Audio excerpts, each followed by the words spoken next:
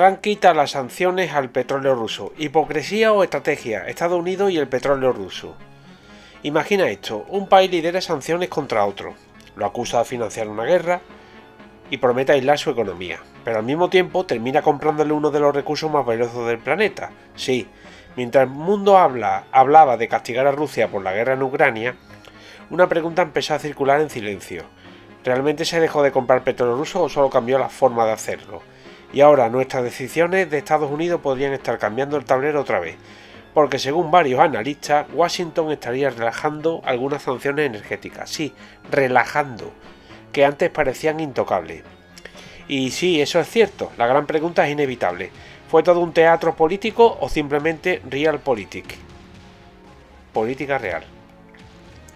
En el contexto, las sanciones, cuando comienza la invasión rusa de Ucrania en el 2022, Occidente reaccionó con lo que muchos llamaron la gran guerra económica de la historia moderna.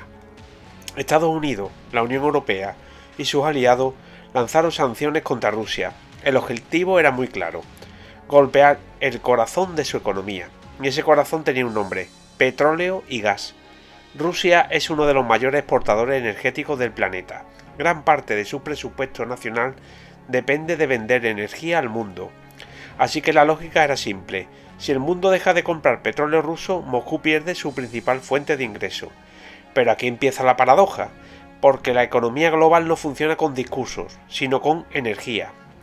El problema real que tenemos: cuando las sanciones entraron en vigor, algo pasó. Los precios del petróleo se dispararon, hubo una gran inflación, costes de transporte más altos, electricidad mucho más cara, y millones de personas sintieron el impacto en algo muy cotidiano: el precio de la gasolina. Para cualquier gobierno, y especialmente para el de Joe Biden, cuando estaba Joe Biden, esto era un problema político enorme, porque el votante medio puede no seguir la geopolítica, pero si nota cuando llena el tanque cuesta el doble. Entonces ocurrió algo curioso: el petróleo ruso no desapareció del mercado, simplemente empezó a viajar por rutas más largas. El juego de las reexportaciones. Muchos países comenzaron a comprar crudo ruso con el descuento, entre ellos gigantes energéticos como la India y China. Compraban petróleo barato, lo refinaban y luego lo vendían combustibles al mercado internacional, incluyendo a Occidente. Es decir, a veces os lo explico, el petróleo podía salir de Rusia, pasar por otro país y terminar de vuelta en mercados occidentales, legalmente refinado, pero con el mismo origen, ruso.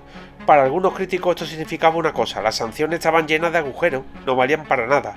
No necesariamente por corrupción, sino por algo mucho más simple: el mundo sigue necesitando energía.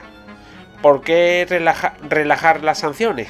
Ahora entra la parte más polémica. Algunos informes de decisiones políticas apuntan a que Washington podría flexibilizar ciertas restricciones energéticas relacionadas con Rusia o con países que procesan su petróleo. ¿Por qué? Hay tres razones principales. La primera, la estabilidad energética. Si el petróleo desaparece demasiado rápido del mercado global, los precios pueden explotar y eso afecta a todo. Segundo, evita que Rusia dependa solo de Asia. Paradójicamente, sancionar demasiado fuerte puede empujar a Moscú a crear un bloque energético alternativo con China. Algo que Washington quiere evitar, lógicamente, y que Trump por ahí no está dispuesto a entrar. Y la tercera razón, la política interna. En un país donde el precio del combustible puede decidir elecciones, la energía siempre termina siendo un tema político. El gran debate. Aquí es donde el tema se vuelve realmente incómodo. Los críticos dicen: si al final el petróleo ruso sigue circulando, ¿realmente funcionarán las sanciones?